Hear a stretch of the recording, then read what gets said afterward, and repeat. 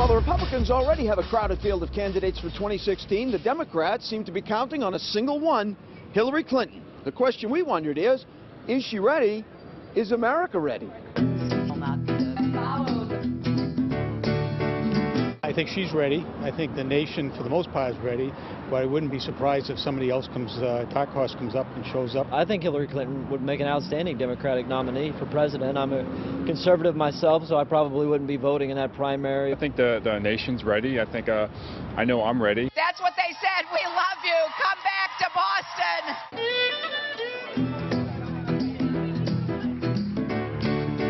The fact that we have an elected an African-American president means that I think America's ready for a female president. She was First Lady, she was in the Senate and Secretary of State, so I would have to say she's probably as prepared as anyone. I will vote for Hillary, so she has my vote.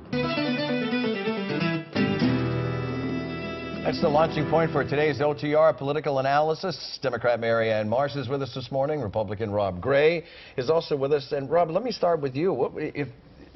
Assuming that Mrs. Clinton does make the announcement, what do you want to hear from her? What's her vision for the country? Why does she want to be president? What does she want to do? Right now, it's just personal ambition. I mean, that's all I get out of Hillary Clinton.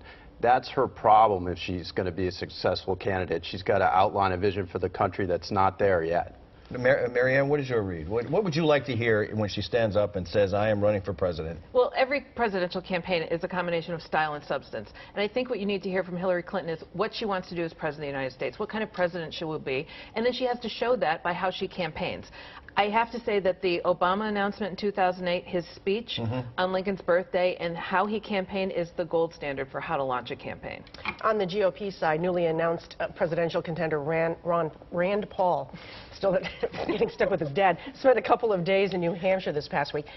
So does his father, Ron Paul's 3 presidential campaigns up in the Granite State, does that give him a leg up, do you think? Not really. I mean, no organization is transferable to any candidate, including a son. And when you add to the fact that Rand Paul disagrees with his father on a number of issues, you know, that's probably not going to work out as well. But the great thing about the New Hampshire primary is you have to earn every individual vote one by one by one. That is the great equalizer, and Rand Paul's going to have to do the same thing. Is there a field organization that even exists in the Granite State left over from his dad's campaign?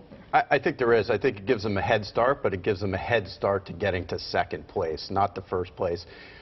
He's trying to be a mainstream candidate, but he doesn't come off as a mainstream candidate. I don't ever see him getting to, you know, the top spot. And first place is? First place is Bush at this point is the favorite with Walker close behind. I don't know about that. I'd take that bet. Mary Ann did point out that there are a few differences between Rand Paul and Ron Paul, but they're a lot alike in most ways, are they not?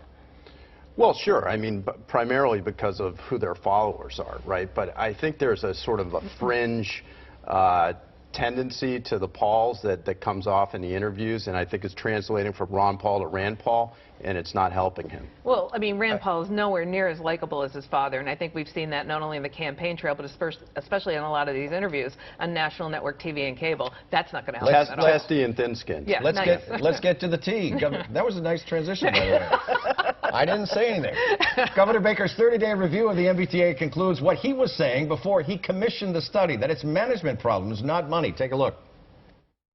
But we have a system that's severely broken, and we cannot have a system, quite frankly, that's going to go bankrupt. It doesn't do the unions any good, and most importantly, it doesn't do the commuters and people of the Commonwealth any good. So we have to obviously work together. That's the speaker, not the governor, but that's the.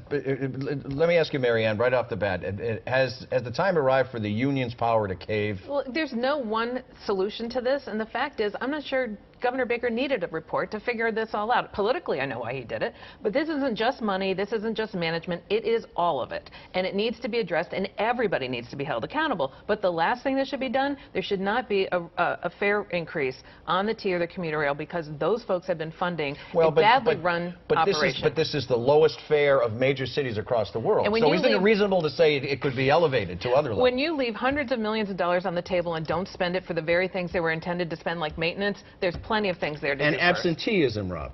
Absenteeism, 57 sick days a year on average, or days out of work. Out of 260 work days. And that doesn't include your weekends and the holidays. That's right, exactly. Out of the work days, right? So that's over 20% on average for T employees. It's double what other transit systems are. They're doing it to milk overtime. They're doing it because there's not just bad management. There's mismanagement or no management that has happened in the T in the last 5 to 8 years. Charlie Baker is trying to fix that, but it is a mess. But were you surprised that Baker opened the door to fare hikes? Because right now there's sort of a cap on it, and he wants to lift that cap and allow them to raise fares. Well, I think he threw a little cold water on it, but it's probably what they're going to have to do because they're in such bad straits, and there is a demand for money. Charlie Baker is calling the bluff of the people who are demanding money, who are a lot of transit advocates, and saying, yeah, you can have more money if you pay the freight, if the riders pay You wanted to jump in. Well, I mean, this is going back to Weld and Cellucci and Romney. It's not just the last 5 to 8 years. This has been systematic over generations, and now the tipping point has been reached. And that's why there's no one solution to this and no one person to blame. I think it's gotten worse in the last 8 years, and we didn't have the shutdown that we had I think all in the February chickens came home to 10, roost, 20 period, years end ago. of sentence. Let's move over to early retirement. Has Governor Baker met his first political Waterloo with the legislature on his early retirement plan? Senator Rosenberg isn't too thrilled with the idea.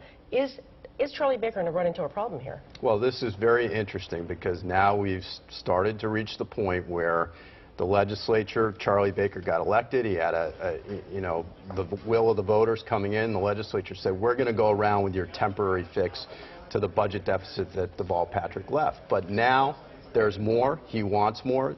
More needs to be done. And they're saying, we're going to start to stand our ground. Look, I think a lot of this opposition is rooted in the facts and rooted in the hangover from the fiscal shell game that was played during the big dig, where everything got pushed off and everyone's still paying for it. That said, the Senate's starting to look like a little bit of a bottleneck. You got to be able to fix problems. You got to be able to address them and do it quickly. It's not a mutually exclusive exercise. OTR continues in just a minute. We'll talk about the death penalty. Stay with us.